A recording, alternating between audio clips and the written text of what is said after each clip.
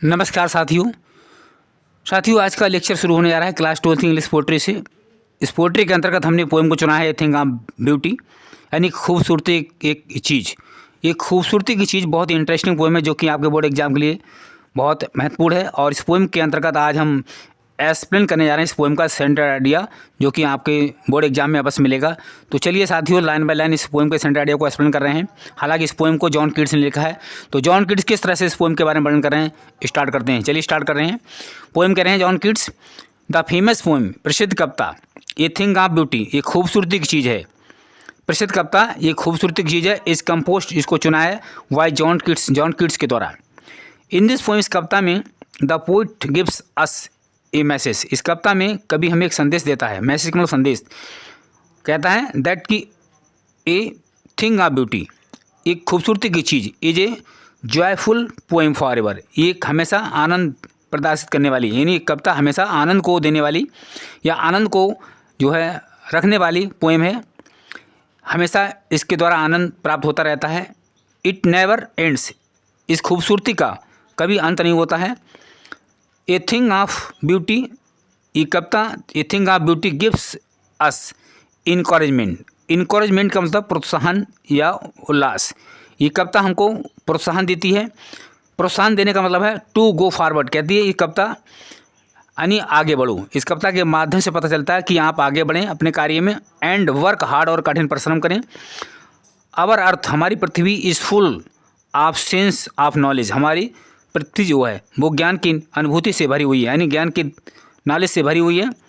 The earth सोस, इस प्रकृति से पता चलता है, आसमान हमारे लिए, इन नंबरल ऑफ ब्यूटीफुल थिंग्स है। हालांकि इस कविता के द्वारा हमें पता चलता है कि प्रकृति में बहुत ही असंख्य सुंदर चीज़ें हैं। सच एज, जैसे कि द सन, सूर्य, द मून, चंद्रमा, द ट्रीज, पेड़, इनोसेंस ऑफ द शिप्स, निर्दोष भोली भाली भेड़ें, द ब्लॉसमिंग मस्क रोजेस, यानी खिले हुए गुलाब के फूल, एंड डैफोडिल्स, और डैफोडिल्स के फूल। तो इस तरह की बहुत ही खूबसूरत चीज़ें हैं जो हमें प्रकृति में खूबसूरती को प्रदान करती हैं।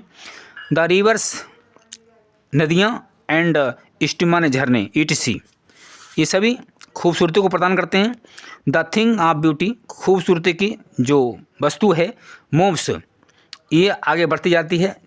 कह रहे हैं कि ए thing of beauty moves away, अगर खूबसूरती की चीज़ हमारे से दूर चली जाती है या हमसे हट जाती है तो ये पेल, तो दुख होता है, होपलेस, निराशा होती है, और डिसअपॉइंटमेंट का मतलब वही निराशा होता है। आप अवर लाइफ, हालांकि हमारे जीवन में निराशा ही दिखाई देती है, दुख दिखाई देता है जब खूबसूरती हमारे जीवन से चली जाती है। तो आगे कवि कह रहे हैं दी माइटी डीड्स, जो शक्तिशाली जो कार्य हैं, are also a thing of beauty, ये सभी खूबसूरती की चीज़ें हैं। बिकॉज, क्योंकि दे हैड डन, हालांकि इनके द्वारा जो कार्य होता है, देयर बेस्ट, वो एक अच्छा कार्य करते हैं फॉर द सोसाइटी, समाज के लिए। ऑल द ब्यूटी, सभी तरह की जो खूबसूरती, ऑफ नेचर, जो प्रकृति में दी हुई है, हालांकि प्रकृति की हर तरह की जो खूबसूरती है, सीम्स लाइक एंडलेस, कह रहे हैं ये ऐसा लगता है कि इसका कभी अंत नहीं होगा। हालांकि खूबसूरती की जो चीज़ें प्रकृति में हैं, इनका कभी अंत नहीं होता या नहीं होगा।